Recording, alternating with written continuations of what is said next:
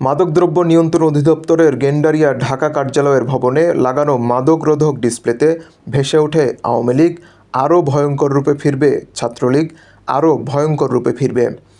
ঢাকা বিভাগীয় কার্যালয়ের অতিরিক্ত পরিচালক শওকত ইসলামের কার্যালয়ে তার ইন্ধনে এটি ঘটেছে, এমনটি দাবি করছেন স্থানীয়রা। আজ সোমবার উত্তেজিত জনতা কার্যালয়ের সামনে জড়ো হয়ে শওকত ইসলামের অপসারণ এবং মহাপরিচালকের পদত্যাগ দাবি করেন। এদিকে এই ঘটনার জন্য তদন্ত কমিটি গঠনের পাশাপাশি পুলিশ থানায় বাদী হয়ে শান্তিশৃঙ্খলা রক্ষায় সাধারণ ডায়েরি করেছে।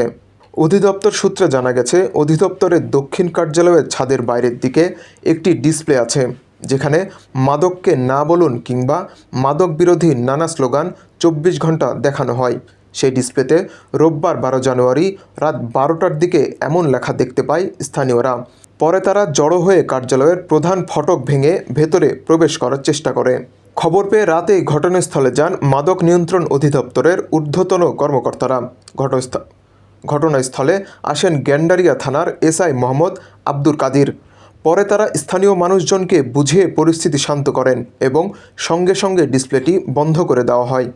দক্ষিণ কার্যালয়ের উপপরিচালক মোহাম্মদ মানজুরুল ইসলাম বলেন, এ ঘটনায় অতিরিক্ত পরিচালক লিখিতভাবে প্রধান কার্যালয়কে জানিয়েছেন।